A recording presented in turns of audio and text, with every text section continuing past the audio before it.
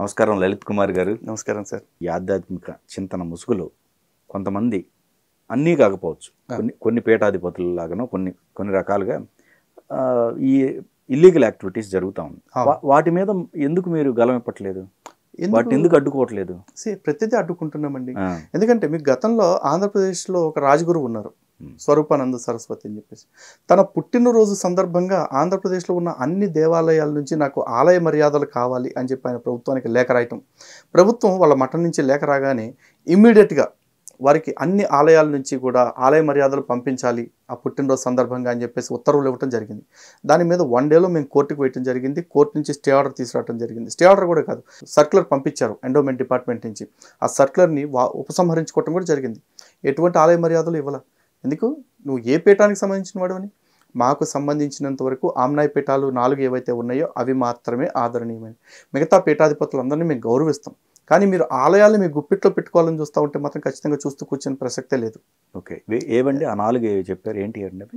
దక్షిణామ్నాయ పీఠం, పూరీపీఠము, మనకి శృంగేరి శారదాపీఠము, తూర్పున పూరీపీఠము, బదరీపీఠము, జ్యోతిర్మఠం 4 ఉన్నాయండి. శంకరాచార్యుల వారు స్థాపించినవి. ఓకే, అవి 4 ప్రాధాన్యం. అవి 4 ప్రామాణికాలు.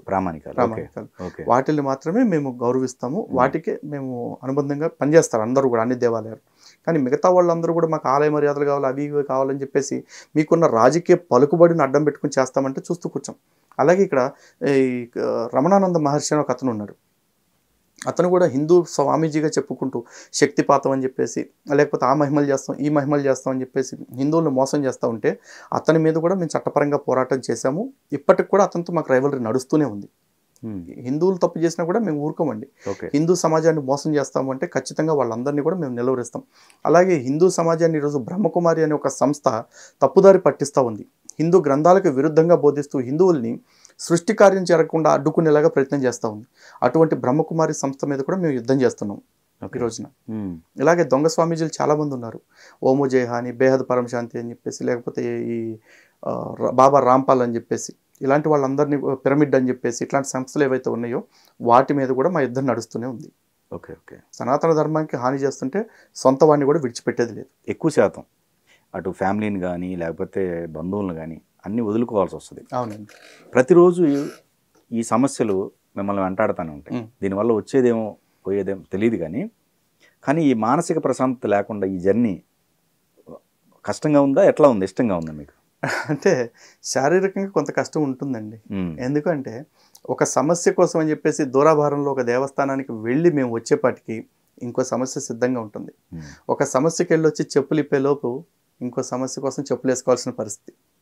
అటువంటి పరిస్థితుల్లో మాకు నిత్యం తిరుగుడు అయిపోతుంది. కుటుంబ జీవితానికి కొంత మిస్ అవుతున్నాం. ఇంకోటి, సమాజానికి చైతన్యం కల్పించడం కోసం మేము చేస్తున్న వీడియోల కారణంగా మాకు అభిమానులు ఎంతమంది వస్తున్నారో అంతే స్థాయిలో శత్రువులు కూడా పెరుగుతూ ఉన్నారు. ఎందుకంటే చాలామంది ఈరోజు మతం మారిపోయిన క్రైస్తవులు కావచ్చు, ముస్లింలు కావచ్చు, వాళ్ళందరూ కూడా ఒకప్పుడు హిందువులే. వాళ్ళని తిరిగి మన ధర్మంలోకి తెచ్చుకోవాలనే బాధ్యత మాకుంది. కానీ మారిపోయిన వాడికి ఎట్లా ఉందంటే, వీడు నేను స్వీకరించిన దాన్ని తప్పు పడుతున్నాడు కాబట్టి వీడిని ఏదో ఒకటి చేయాల్సిందే అని చెప్పేసి మా మీద కక్ష కట్టుకుని ఉంటున్నారు. ఈ కక్ష కట్టుకుని వాళ్ళందరూ మమ్మల్ని టార్గెట్ చేస్తూ ఉంటాం. ఒకంత బాధాకరమైన విషయం అయితే, అంతకంటే బాధాకరమైన విషయం ఏంటంటే, హిందువుల్లోనే కొంతమంది ఉంటారు, మేము చేసే కార్యక్రమాలన్నీ చూస్తుంటారు, మేము పడే కష్టం చూస్తూ ఉంటారు. కొంతమందికి మమ్మల్ని దగ్గరుండి చూడకపోవచ్చు, కానీ మా పరిస్థితులు అర్థమవుతూ ఉంటాయి. ఎందుకంటే వాళ్ళు ఎవరు బయటకు రాకపోవడానికి వాళ్ళందరూ చెప్పే కారణం ఒకటే, అన్న మీలాగా మేము చేయలేకపోతున్నాము, లేకపోతే మాకు బాధ్యతలు ఉన్నాయి అంటున్నారు. నాయన, మీకుండే బాధ్యతలే నాకు ఉన్నాయి, మీకుండే 24 గంటలే నాకు ఉన్నాయి. ఇన్ని మేనేజ్ చేసుకుని మేము పనిచేస్తూ ఉంటే వీళ్ళు ఏ ప్రయోజనాలు ఆశించి చేస్తున్నారు, వీళ్ళు లేకపోతే చందాలు తీసుకుంటున్నారు అని చెప్పేసి అంటారు. ఏమి తీసుకోకుండా పనిచేయటానికి ఈ సమాజం ఎట్లా ఉందండి? అవతల విదేశీ నిధులు పెట్టుకుని లక్షల కోట్లతో యుద్ధం చేస్తుంటే కనీసం మా దగ్గర కనీస సరంజామా ఉండాలిగా. కేవలం పనిచేసే మనుషులే కాదు, పనికి వచ్చే పనిముట్లు కూడా కావాలి. ఎగ్జాక్ట్లీ. లేకపోతే ఈ మనుషులు అటు ఇటు తిరగటానికి వ్యవస్థ ఉంటుంది, ఆ వ్యవస్థను ఏర్పాటు చేసుకోవాలి. ఇవన్నీ చేస్తున్నప్పుడు కూడా వాళ్ళు రకరకాల విమర్శలు చేస్తూ ఉంటారు సొంత వాళ్ళే. అఫ్కోర్స్ ఆ విమర్శలను కూడా మేము ప్రిపేర్ అయ్యే ఉన్నాం, దాన్ని ఎక్కువగా తీసుకోం. కాకపోతే సొంత వాళ్ళ నుంచి వచ్చే వ్యతిరేకత కొంత బాధిస్తూ ఉంటుంది. ఇలాంటివి వచ్చినప్పుడన్నా కనీసం హిందువులైనా, అరే వాళ్ళు చేస్తున్న దానిలో నువ్వేం చేస్తున్నావు, వాళ్ళని ఏ దీంతో ప్రశ్నిస్తున్నావు అని చెప్పేసి కొంతమంది సపోర్ట్గా మాట్లాడుతుంటారు. అలాంటి సపోర్ట్ ఇంకాస్త పెరిగితే మాకు కూడా సంతోషంగా ఉంటుంది. అసలు హిందూ మతంలో ఉన్న గొప్పతనం ఏంటండి? యాక్చువల్లీ మంచి ప్రశ్న అండి. ఎందుకంటే చాలామంది హిందువులు కూడా అంటూ ఉంటారు బయట, హిందువులా జీవించు, హిందువులని గర్వించు అని చెప్పేసి అంటారు. నిజంగా నేను హిందువుని ఎందుకు గర్విస్తాను అంటే, నేను హిందువుగా బతుకుతున్నందుకు ఏ ఒక్కడిని పట్టుకుని నిన్ను పట్టుకుంటేనే, నిన్ను నమ్మితేనే నేను స్వర్గానికి పోతానేమో అని చెప్పేసి వాడికి బానిసత్వం చేయక్కర్లా, వాడి ప్రచారం చేయక్కర్లా, వాడి భజన చేస్తారా.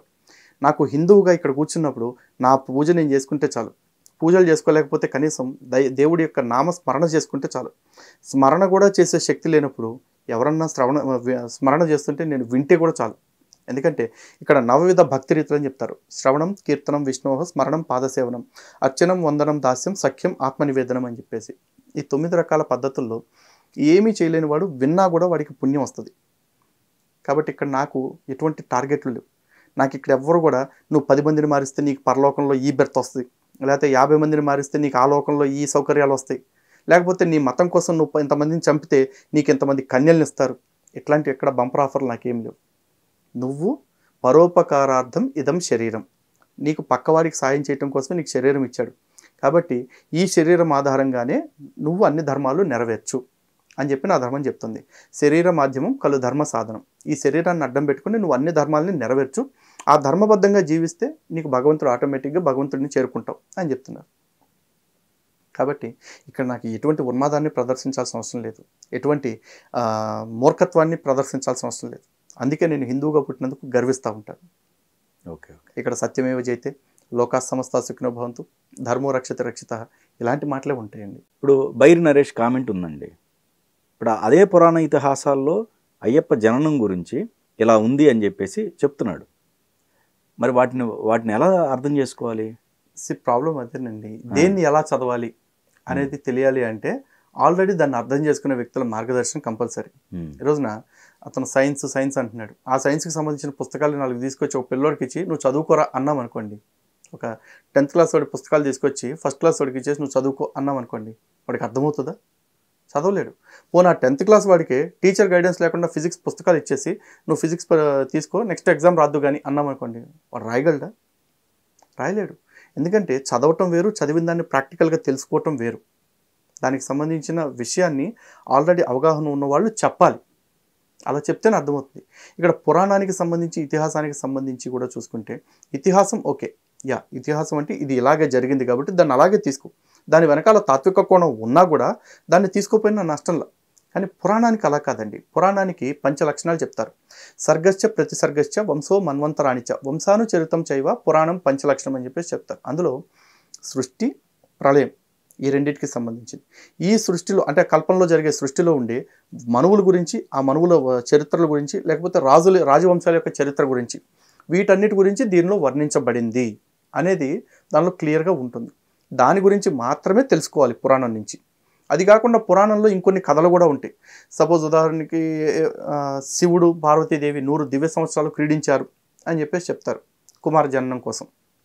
100 దివ్య సంవత్సరాలు క్రీడించారు అంటే అప్పటి ఉన్న కాలమాన పరిస్థితులు బట్టి అప్పటి ప్రజలకు అర్థమవటం కోసం సాంకేతికపరమైన అంశాలని ఆ రోజున ఆధ్యాత్మికతతో జోడించి దేవుళ్ళ పేరుతో చెప్పారు. నిజానికి దేవుళ్ళు అనగానే మనం ఎట్లా చూస్తామంటే శివుడు అనగానే 3 కళ్ళు ఉంటాయి, విష్ణువు అనగానే ఒక 10 చేతులు లేకపోతే 4 తలకాయలు ఉంటాయి, లేదా బ్రహ్మ అంటే 4 తలకాయలు ఉంటాయి, ఇట్లా మాట్లాడతారు.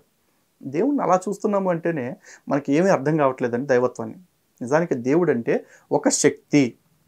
సైంటిఫిక్గా చూసుకుంటే ఇలా మాట చెప్తారు, energy can neither be created nor be destroyed, rather it changes its form అని చెప్పేసి చెప్తారు. అంటే శక్తిని ఒకడు సృష్టించలేదు, ఒక నాశనము చేయలేదు. ఒకనాడు పుట్టింది కదా, ఒకనాటికి నాశనం అయ్యేది కాదు, కానీ అది తన రూపాన్ని మార్చుకుంటుంది అని చెప్పేసి అన్నారు. ఆ శక్తినే భగవంతుడు అనే పేరుతో వర్ణించారు. ఈరోజు హిందువులు ఆరాధించే ప్రతి దేవతని చూడండి. ఇంద్రుడు మేఘం ఒక శక్తి, వర్షం వరుణుడు, సూర్యుడు కనిపిస్తూ ఉంటాడు మనకి, చంద్రుడి నుంచి ఒక రకమైన శక్తిని పొందుతున్నాం, నెక్స్ట్ భూమి నుంచి ఒక రకమైన వస్తున్నాయి, అగ్ని నుంచి ఒక రకమైన ప్రయోజనాలు పొందుతున్నాం. ఇవన్నీ శక్తులే కదా రకరకాల. ఈ శక్తి ఒకే రూపంలో ఉందా? రకరకాల రూపాలతో ఉంది. మరి ఈ శక్తి ఎప్పుడు పుట్టింది అనే క్వశ్చన్ కోసం ఎతుకుతూ ఉంటారు వీళ్ళంతా. మా దేవుడు అప్పటి నుంచే సృష్టి మొదలెట్టాడు అని చెప్పి కొంతమంది చెప్తూ ఉంటారు. మా దేవుడు అలా ఒకనాడు సృష్టి మొదలెట్టాడు అనే పాయింట్లు ఎక్కడ ఉండదు. ఎందుకంటే ఈ సృష్టి ఎప్పుడు మొదలైంది అంటే దీనికి ఒక అంతం లేదండి, నిరంతర ప్రక్రియ నడుస్తుంది. లేదు ఎవడో బాగా ఉత్సాహంగా ఉన్నాడు కదా అని చెప్పేసి ఎప్పుడు క్రియేట్ చేశాడంటే ఒక మాట అంట, ఒక 4 లక్షల లేదా 4 కోట్ల సంవత్సరాల క్రితం లేదా 450 కోట్ల సంవత్సరాల క్రితం నేను అంట.